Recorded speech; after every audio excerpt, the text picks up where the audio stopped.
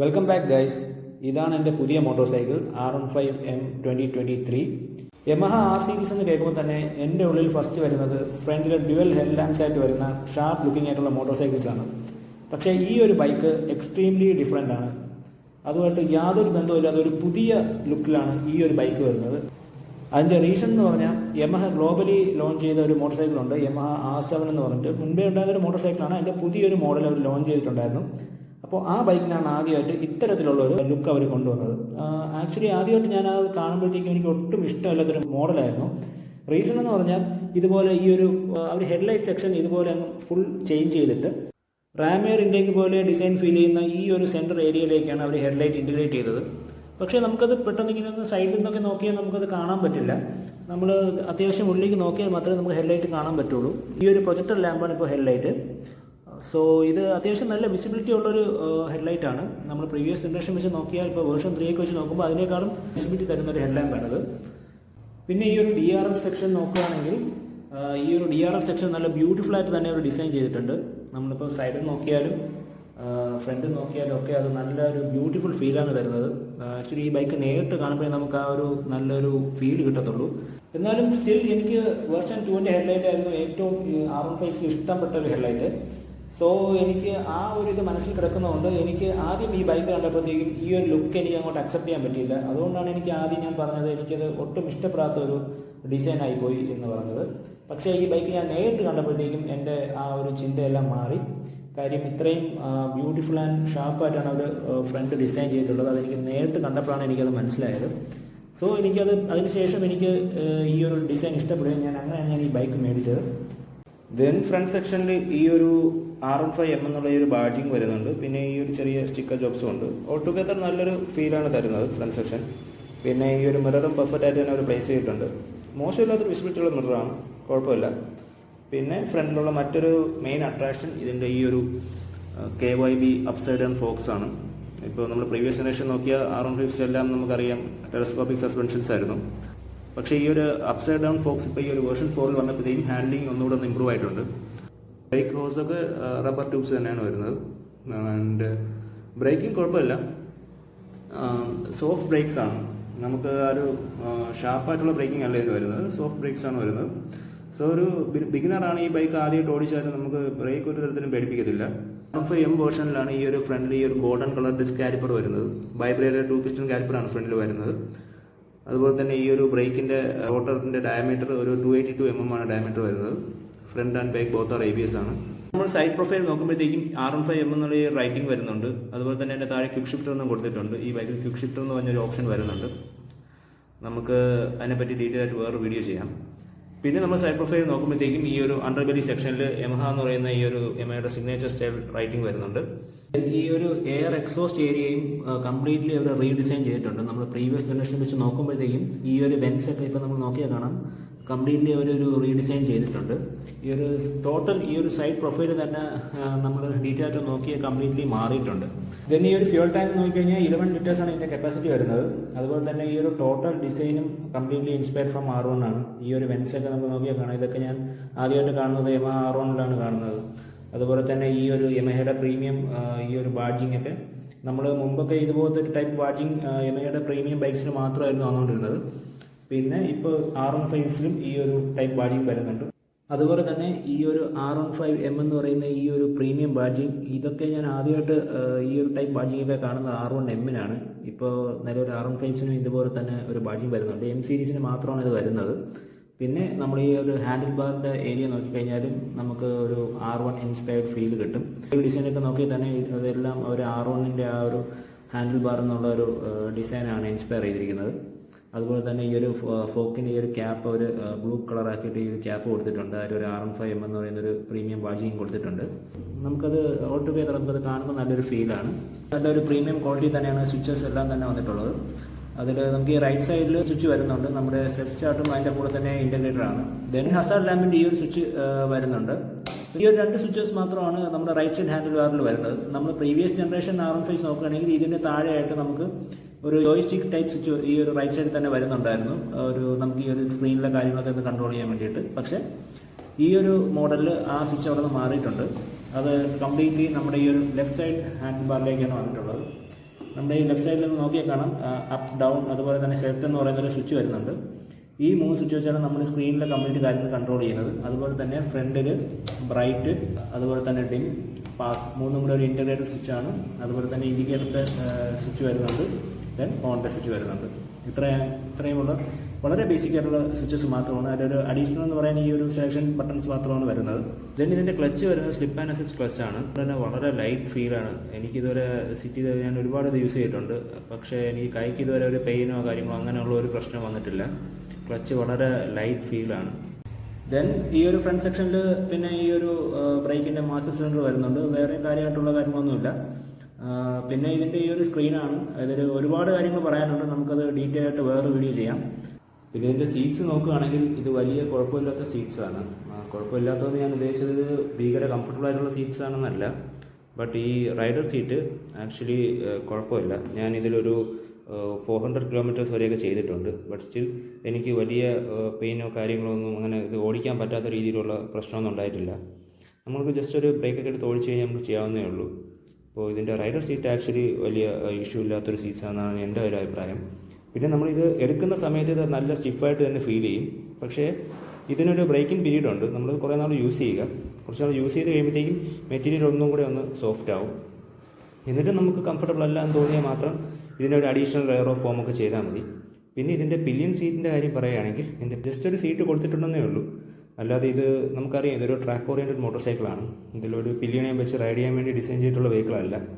നമുക്ക് short distance ഒക്കെ കൊണ്ടുപോകാൻ വേണ്ടിയിട്ട് ഒരു സീറ്റ് കൊടുത്തിട്ടുണ്ട്, അത്രയേ ഉള്ളൂ. അല്ലാതെ ഇതിൽ നമുക്ക് ഒരാളെ വെച്ച് ടൂർ ചെയ്യാൻ വേണ്ടിയിട്ടുള്ള കേപ്പബിൾ ആയിട്ടുള്ള സീറ്റല്ല. ഇതിൽ നമ്മൾ ഒരാളെ വെച്ച് ടൂർ ചെയ്യാൻ പറ്റില്ല എന്നല്ല. ഞാൻ ഇതിൽ എൻ്റെ ഫ്രണ്ട്സിനെയും എൻ്റെ അമ്മേനെയൊക്കെ ഞാൻ ഈ ബൈക്കിൽ കൊണ്ടുപോകാറുണ്ട്. ബട്ട് സ്റ്റിൽ ഈ സീറ്റ് അത്രത്തോളം നമുക്ക് ലോങ് ഡിസ്റ്റൻസ് ഒന്നും ചെയ്യാൻ പറ്റുന്നൊരു സീറ്റല്ല. ഇതിൻ്റെ പുറത്ത് നമ്മളൊരു അഡീഷണൽ ലെയർ ഓഫ് ഫോം എന്തെങ്കിലും ചെയ്ത് കഴിഞ്ഞാൽ കുറച്ചും കൂടെ ഒന്ന് കംഫർട്ട് കിട്ടും. എന്നാലും ലോങ് ടൂഴ്സിന് ഈ സീറ്റ് അത്രത്തോളം റെക്കമെൻഡ് ആയിട്ടുള്ള സീറ്റല്ല. ഈ ബൈക്ക് എപ്പോഴും ഒരു സിംഗിൾ റൈഡറിനെയാണ് ഫോക്കസ് ചെയ്താണ് ഇത് ബിൽഡ് ചെയ്തിട്ടുള്ളത്. അതുകൊണ്ട് തന്നെ ഇതിൻ്റെ പിറകിൽ നമ്മൾ ഒരാളെ എത്തിയാൽ നമുക്കും അത് ബുദ്ധിമുട്ട് തന്നെയാണ് ഓടിക്കുന്ന സമയത്ത്. ബട്ട് സ്റ്റിൽ നമുക്ക് ഇതിലൊരാളെ കൊണ്ടുപോകുന്നതിന് ഇഷ്യൂ ഒന്നുമില്ല. ഞാൻ ലോങ് ടൂർസ് കൊണ്ടുപോകുമ്പോൾ മാത്രമാണ് ആ ഒരു ഇഷ്യൂ പറഞ്ഞത്.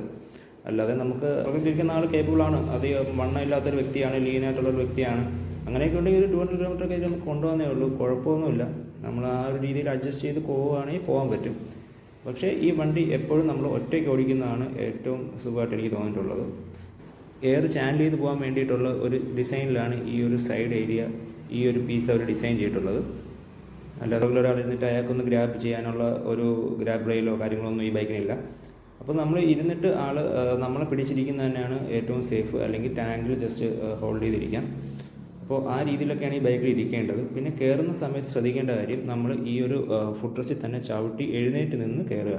അതുപോലെ തന്നെ ഇറങ്ങുമ്പോഴും നമ്മൾ ഇരുന്ന് എഴുന്നേറ്റ് നിന്ന് തന്നെ ഇറങ്ങണം. അല്ലാതെ നമ്മൾ ഇരുന്നുകൊണ്ട് തന്നെ ചിലർ ഈ സൈഡിലേക്ക് വെയിറ്റ് കൊടുത്ത് ഇറങ്ങും. ചിലർ ഇതിൽ ചവിട്ടാതെ തന്നെ ഇതിലോട്ട് കയറാനൊക്കെ ശ്രമിക്കുന്ന സമയത്താണ് ഇതൊരു 2 നട്ടിലാണ് നിൽക്കുന്നത്. അപ്പോൾ ഇത് ഒരുപാട് വെയിറ്റ് താങ്ങാൻ വേണ്ടി ഡിസൈൻ ചെയ്തിട്ടുള്ളൊരു ഏരിയ അല്ല. അപ്പോൾ ഇതിലോട്ട് അവരുടെ ആൾക്ക് കുറച്ച് വണ്ണം കൊണ്ടുള്ള ആളാണെങ്കിൽ അവരുടെ വെയിറ്റിലോട്ട് വരുമ്പോഴത്തേക്കാണ് ഇതങ്ങ് പൊട്ടിപ്പോകുന്നത്. അപ്പോൾ അങ്ങനത്തെ ഇഷ്യൂ ഉണ്ട്. അതുകൊണ്ട് നമ്മൾ കയറുമ്പോഴും ഇറങ്ങുമ്പോൾ അതുപോലെ ശ്രദ്ധിച്ച് കയറുകയും ചെയ്ത് കഴിഞ്ഞാൽ വേറെ കുഴപ്പമില്ല. പിന്നെ ഈ ബൈക്കിൽ എപ്പോഴും 2 സൈഡിലും നമ്മൾ കാലിട്ടിട്ട് ഇരിക്കുന്ന രീതിയിൽ ഇരിക്കുന്നത് തന്നെയാണ് ഏറ്റവും സേഫ്. നമ്മുടെ അമ്മമാരൊക്കെ നമ്മുടെ നോർമൽ ബൈക്സൊക്കെ ഇങ്ങനെ സൈഡിലോട്ട് തിരിഞ്ഞിരിക്കുമല്ലോ, ആ ഒരു രീതിയിൽ ഈ ബൈക്കിൽ ഒരിക്കലും ഇരുത്താതിരിക്കുക. കുറച്ച് അടുത്തൊക്കെ കൊണ്ടുപോകുകയാണെങ്കിൽ കുഴപ്പമില്ല. എൻ്റെ അമ്മ ഇതിൽ സാരി എടുത്ത് കയറിയിട്ടുണ്ട്. അടുത്തൊക്കെ നമ്മൾ വളരെ കെയർഫുള്ളായിട്ടാണ് ഞാൻ കൊണ്ടുപോകാറുള്ളത്. അതും ഇതുപോലെ തന്നെ അടുത്തുള്ള സ്ഥലത്തൊക്കെയാണ് ഞാൻ കൊണ്ടുപോയിട്ടുള്ളത്. അല്ലാതെ ദൂരത്തോട്ടൊന്നും ഞാനങ്ങനെ ഒരിക്കലും കൊണ്ടുപോയിട്ടില്ല. കാര്യം എന്ന് പറഞ്ഞാൽ എനിക്ക് ഭയങ്കര പേടിയാണ്. ഈ ബൈക്കിൻ്റെ ഒരു പ്രശ്നം എന്ന് പറഞ്ഞു കഴിഞ്ഞാൽ കാണാൻ ഇങ്ങനത്തെ ഒരു ഏരിയയാണ്. മാത്രമല്ല ഇതിലിപ്പോൾ ഈ സൈഡിൽ തന്നെ ഇരിക്കുമ്പോഴത്തേക്കും നമ്മുടെ നോർമൽ ബൈക്സിൽ കാണുന്ന പോലെ ഈ ഒരു സൈഡിൽ ഒരു കുറച്ചും കൂടി ഒരു അഡീഷണൽ ഒരു ഫുട് റെസ്റ്റോ കുറച്ച് വലുതായിട്ടുള്ള റെസ്റ്റോ കാര്യങ്ങളോ ഒന്നുമില്ല. ഈ ഒരു ചെറിയൊരു ഗ്രില്ല് മാത്രമാണ് സാരികളായിട്ടുള്ളത്. പിന്നെ ചവിട്ടാൻ വേണ്ടിയിട്ട് പറയാൻ ഈ ഒരു ഫുട് റെസ്റ്റ് മാത്രമാണുള്ളത്, വേറെ ഒന്നുമില്ല. അപ്പോഴത്തേക്കും നമ്മുടെ ഈ ബൈക്ക് നമ്മൾ കുറച്ചൊന്ന് സ്പീഡായി പോയി പെട്ടെന്നൊരു വളവ് എത്തുമ്പോൾ എതിരെ ഒരു വണ്ടിയൊക്കെ വരികയാണെങ്കിൽ നമുക്ക് ആ വളവിനകത്തോട്ട് കറക്റ്റായിട്ട് എൻ്റർ ചെയ്ത് കയറണമെങ്കിൽ ഈ ബൈക്ക് ലീൻ ചെയ്യാതെ ഒന്നും ചെയ്യാൻ പറ്റില്ല. അപ്പോൾ നമ്മൾ പോലും അറിയാതെ നമ്മൾ ആ കോർണറിൽ നോക്കുമ്പോഴത്തേക്കും ഈ ബൈക്ക് ലീനായിട്ട് കയറി അങ്ങ് പോകും. അപ്പോൾ അങ്ങനെ ഒന്ന് ലീനായി കഴിഞ്ഞാൽ തെന്നിപ്പോയി കഴിഞ്ഞാൽ ഒന്നും ചെയ്യാൻ പറ്റില്ല. നമ്മുടെ റിസ്ക്കാണ് ഈ ബൈക്കിൽ സൈഡ് തിരിഞ്ഞൊക്കെ ഇരുന്ന് പോകുന്നത്. അങ്ങനെ കൊണ്ടുപോകാൻ തന്നെ വളരെ സേഫായിട്ട് സ്ലോ ആയിട്ട് മാത്രം കൊണ്ടുപോകാൻ പറ്റും. ഞാൻ കൊണ്ടുപോയിട്ടുണ്ട്. വളരെ സ്ലോ ആയിട്ട് നമ്മൾ കെയർഫുള്ളായിട്ട് കൊണ്ടുപോയാൽ വേറെ പ്രശ്നമൊന്നുമില്ല. പക്ഷേ സ്റ്റിൽ ഇതൊക്കെയാണ് ആ ഒരു ഇഷ്യൂ വരുന്നത്. പിന്നെ എൻ്റെ അമ്മ യൂഷ്വലി ചുരിദാറാണ് ഇടാറുള്ളത്. അതുകൊണ്ട് കുറച്ച് ദൂരത്തോട്ടൊക്കെ നമ്മൾ പോവുകയാണെങ്കിൽ അമ്മ രണ്ട് സൈഡിലും കാല് വെച്ചിട്ടിരിക്കുന്ന രീതിയിൽ തന്നെയാണ് ഇതിരിക്കാറ്. അപ്പോൾ വലിയ കുഴപ്പമില്ല. നമ്മളിടയ്ക്ക് നന്നായിട്ട് റെസ്റ്റ് ചെയ്ത് പോയി കഴിഞ്ഞാൽ വേറെ പ്രശ്നങ്ങളൊന്നുമില്ല. അതുപോലെ തന്നെ ഈ ഒരു ബ്രേക്ക് കാലിപ്പർ വരുന്നത് നിസിൻ്റെ ബ്രേക്ക് കാലിപ്പറാണ് വരുന്നത്. ബാക്കിലത്തെ ബ്രേക്കിൻ്റെ ഈ ഒരു മാസ്റ്റർ സിലിണ്ടറും നിസിൻ്റെയാണ് വരുന്നത്, ഈ ഒരു ഫുൾ സെറ്റ്. പിന്നെ ഈ ഒരു എക്സോസ്റ്റ് വളരെ ബ്യൂട്ടിഫുൾ ആയിട്ട് സൗണ്ട് ചെയ്യുന്ന ഒരു എക്സോസ്റ്റ് ആണ്. എനിക്ക് സിംഗിൾ സിലിണ്ടേഴ്സിൽ ഏറ്റവും ഇഷ്ടമായിട്ട് ബെസ്റ്റ് സൗണ്ടിങ് ആയിട്ട് തോന്നിയിട്ടുള്ളത് മോജോ എന്ന് പറഞ്ഞ ബൈക്കാണ്. ആ ബൈക്കിൻ്റെ എക്സോസ്റ്റ് സൗണ്ട് എനിക്ക് ഭയങ്കര ഇഷ്ടമായിരുന്നു. അതുപോലെ തന്നെ എനിക്ക് R15 എക്സോസ്റ്റും വളരെ ഇഷ്ടമാണ്. വളരെ സ്വീറ്റ് സൗണ്ടിങ് ആയിട്ടുള്ളൊരു മോട്ടോർ സൈക്കിളാണ്. നല്ലൊരു ഫീലാണ് ഈ ഒരു സൗണ്ട്. ഞാൻ ഈ ബൈക്ക് രാവിലെ വാം ചെയ്യാൻ വേണ്ടി സ്റ്റാർട്ട് ചെയ്ത് വരുമ്പോഴത്തേക്കും ഞാൻ വാങ്ങിച്ച സമയത്തൊക്കെ അമ്മ എപ്പോഴും വന്ന് നിൽക്കുമായിരുന്നു. ഞാൻ ഇപ്പോൾ ചോദിച്ചപ്പോഴത്തേക്കും എനിക്ക് സൗണ്ട് ഭയങ്കരമായിട്ട് ഇഷ്ടപ്പെട്ടു. സൗണ്ട് കേൾക്കാൻ വേണ്ടിയാണെന്ന് പറഞ്ഞ് നിൽക്കുമായിരുന്നു. അപ്പോൾ അത്രയ്ക്ക് നല്ലൊരു ബ്യൂട്ടിഫുൾ സൗണ്ടിങ് ആയിട്ടുള്ളൊരു മെഷീനാണ്. മാത്രമല്ല ഈ ഒരു എക്സോസ്റ്റിൻ്റെ പുറത്ത് ഈ ഒരു ഹീറ്റ് ഗാർഡൊക്കെ നല്ല ബ്യൂട്ടിഫുള്ളായിട്ട് തന്നെ അവർ ഡിസൈൻ ചെയ്തിട്ടുണ്ട്. ഇത് അത്യാവശ്യം നല്ലൊരു ക്വാളിറ്റി ഉള്ള പീസാണ്. അതുപോലെ തന്നെ ബാക്കിലത്തെ ഈ ഒരു എൻ ക്യാപ്പും റീഡിസൈൻഡ് ആണ്. നമ്മളിപ്പോൾ ഒരു വെർഷൻ 3 വെച്ച് നോക്കുമ്പോഴത്തേക്കും വേറൊരു ഡിസൈനിലാണ് ഇത് വരുന്നത്. റെയർ സസ്പെൻഷൻ നോക്കുകയാണെങ്കിൽ ഇത് അഡ്ജസ്റ്റബിൾ സസ്പെൻഷൻ അല്ല, പക്ഷേ ഒരുപാട് സ്റ്റിഫല്ല, ഒരുപാട് സോഫ്റ്റും അല്ല, ഒരു മീഡിയം സെറ്റിങ്സ് ആണ്. കുഴപ്പമില്ല, അത്യാവശ്യം നല്ല ഫീലാണ് ഈ ഒരു സസ്പെൻഷൻ്റെ ഭാഗത്തു നിന്നുള്ളത്. കോർണർ ചെയ്യാനും എല്ലാത്തിനും നല്ല സപ്പോർട്ടീവായിട്ടുള്ളൊരു സസ്പെൻഷനാണ്. ദെൻ നമ്മൾ ഇതിൻ്റെ ഗിയർ ബോക്സിൻ്റെ വർക്കിങ്ങിനെ കുറിച്ച് പറയുകയാണെങ്കിൽ ഇതിൻ്റെ ഗിയർ ബോക്സ് അത്രയ്ക്ക് ബ്യൂട്ടിഫുൾ ഗിയർ ബോക്സ് ആണ്. ടിപ്പിക്കൽ യമഹ, നമുക്ക് വേറെ ഏതൊരു യമഹ ബൈക്ക് എടുത്ത് നോക്കിയാൽ നമുക്കറിയാം ഗിയർ ബോക്സ് ഒരു രക്ഷ ഉണ്ടാവില്ല. കാര്യം ഇത് അത്രയ്ക്ക് ഈസി ആയിട്ട് നമുക്ക് ഷിഫ്റ്റ് ചെയ്യാം. അങ്ങനെ ഫാസ്റ്റ് ന്യൂട്രൽസൊന്നും ഈ ബൈക്കിൽ കിട്ടിയിട്ടില്ല. അത്രയ്ക്ക് ബ്യൂട്ടിഫുൾ ആയിട്ടുള്ളൊരു ഗിയർ ബോക്സാണ് ഈ ബൈക്കിന് വരുന്നത്. നല്ല ഫീലാണ്, ഇതിൻ്റെ ഗിയർ മാറാൻ തന്നെ നല്ലൊരു ഫീലാണ്. അതുപോലെ തന്നെ ഈ ബൈക്കിൻ്റെ ബാക്ക് സൈഡിൽ വരുന്ന മറ്റൊരു മെയിൻ അട്രാക്ഷൻ എന്ന് പറയുന്നത് ഈ ഒരു ബൈക്കിൻ്റെ സ്വിംഗ് ആമാണ്. ഈ ഒരു swing arm completely design inspired from Yamaha R1 ആണ്. R1ൻ്റെ ആ സെയിം ഡിസൈൻ തന്നെയാണ് അവർ ഇതിൽ യൂസ് ചെയ്തിട്ടുള്ളത്. നിങ്ങൾക്ക് ചെയിൻ ഇങ്ങനെ വന്നിട്ട് ഈ സ്വിംഗ് ആമിൻ്റെ ഉള്ളിൽ കൂടെ പോകുന്നത് അത് നല്ലൊരു ഫീലാണ് അത് കാണാൻ തന്നെ. അത് ഞാൻ ആദ്യമായിട്ട് അതൊക്കെ സൂപ്പർ ബൈക്സിലാണ് ഇങ്ങനെയുള്ള ഒരു ഡിസൈനെ കണ്ടിട്ടുള്ളത്. പക്ഷേ ഈ ഒരു ബൈക്കിലും അത് ആ ഒരു R1 എന്ന ആ ഒരു ഡിസൈൻ അവർ ഇൻസ്പയർ ചെയ്ത് ഇതുപോലെ ഷേപ്പിൽ അവരൊരു സ്വിംഗ് ആം ചെയ്തതിൽ എനിക്ക് വളരെ ഹാപ്പിയാണ്. ഞാനത് കാണാൻ തന്നെ നല്ലൊരു ഫീലാണ്. പിന്നെ നമ്മൾ ടയേഴ്സിൻ്റെ കാര്യം നോക്കുകയാണെങ്കിൽ ഇതിൻ്റെ ബാക്ക് ടയർ വരുന്നത് ഒരു 140 സെക്ഷൻ ടയറാണ് വരുന്നത്. അതുപോലെ തന്നെ ഫ്രണ്ടിൽ 100 സെക്ഷൻ ടയേഴ്സാണ് കിടക്കുന്നത്. ഇനി നമ്മൾ നോക്കാൻ പോകുന്നത് ഈ ബൈക്കിൻ്റെ ഏറ്റവും കോർ പാർട്ടായിട്ടുള്ള എൻജിൻ ആൻഡ് ഷാസിയാണ്. അപ്പോൾ ഈ ബൈക്കിൻ്റെ ഷാസി എന്ന് പറഞ്ഞാൽ വളരെ സ്പെഷ്യലാണ്. ഡെൽറ്റ ബോക്സ് ഷാസിയാണ് ഈ ബൈക്കിന് വരുന്നത്. യമഹ ആദ്യമായിട്ട് ഈ ഒരു ഡെൽറ്റ ബോക്സ് ഷാസി ഇൻട്രൊഡ്യൂസ് ചെയ്തത് യമഹയുടെ തന്നെ YCR 500 എന്ന് പറഞ്ഞിട്ടുള്ള ഒരു റേസ് ബൈക്കിലാണ്. അതിനുശേഷമാണ് അത് ഒരു വർഷങ്ങൾക്ക് ശേഷം ഇവോൾവ് ചെയ്ത് പിന്നെ പല വണ്ടികളിൽ വന്നു. അൾട്ടിമേറ്റ് റേസ് മെഷീനായിട്ടുള്ള YCR M1 എന്ന് പറയുന്ന അവരുടെ MotoGP മെഷീനിലാണ് ഈ ഒരു ഷാസി അവർ കൊണ്ടുവന്ന് അവർ റേസിലൊക്കെ ഒരുപാട് സക്സസ്ഫുൾ ആയിട്ടുള്ള ഒരു ഷാസിയാണ്. അതിനുശേഷം അവരുടെ റോഡ് ലീഗൽ ബൈക്സ് ആയിട്ടുള്ള R1സിലും അതുപോലെ തന്നെ അവരുടെ എല്ലാ ഒരു റേസ് ഓറിയൻറ്റഡ് മോട്ടോർ സൈക്കിൾസിലും അവർ ഈ ഒരു ഡെൽറ്റ ബോക്സ് ഷാസി തന്നെയാണ് അവർ യൂസ് ചെയ്ത് വരുന്നത്. ഈ ബൈക്ക് ഇത്രത്തോളം ഒരു നിമ്പിൾ ഫീൽ കൊണ്ടുവരുന്നതിൻ്റെ ഒരു മെയിൻ ഒരു പാർട്ടും ഈ ഷാസിക്കാണ്. സോ ആ ഒരു ഷാസി തന്നെയാണ് ഈ ബൈക്കിന് ഇരിക്കുന്നത്. And the next thing is the engine. വളരെ സ്പെഷ്യൽ ആയിട്ടുള്ളൊരു എൻജിനാണ് ഈ ബൈക്കിൻ്റെത്. അതിൻ്റെ മെയിൻ റീസൺ എന്ന് പറഞ്ഞാൽ ഈ ഒരു ബൈക്കിന് VVA എന്ന് പറഞ്ഞൊരു ടെക്നോളജി യമഹ കൊടുത്തിട്ടുണ്ട്. അതായത് നമ്മൾ കാറിലൊക്കെ കേൾക്കാറുള്ള പോലെ തന്നെ ഒരു VTEC, VVT ഇതെല്ലാം ആക്ച്വലി ചെയ്യുന്ന ഒരു ജോബ് ഒന്ന് തന്നെയാണ്. അതായത് ഒരു സർട്ടൺ RPM കഴിയുമ്പോഴത്തേക്കും വണ്ടിയുടെ ആ ഒരു സാച്ചുറേഷൻ ലെവൽ എത്തുമ്പോഴത്തേക്കും എക്സ്ട്രാ ഇൻടേക്ക് കൊടുക്കുക ആൻഡ് മോർ പവർ പ്രൊഡ്യൂസ് ചെയ്യുക, ആ ഒരു കോൺസെപ്റ്റാണ്. സോ ഈ ബൈക്കിനകത്ത് നടക്കുന്ന കാര്യം എന്ന് പറഞ്ഞു കഴിഞ്ഞാൽ ഒരു 2 ക്യാം പ്രൊഫൈലുണ്ട് ഇതിന്. ഞാൻ ഡീറ്റെയിൽ ആയിട്ട് നമുക്കതൊരു വേറൊരു വീഡിയോയിൽ കവർ ചെയ്യാം.